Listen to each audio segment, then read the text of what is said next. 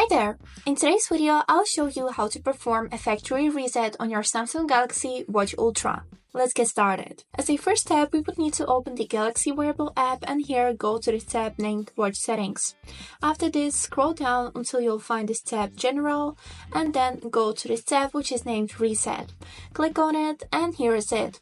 You'd be able to see here this description that says that all of the data from your watch will be deleted, and if you would like to use them again, you would need to set them up. So let's click on this blue button Reset.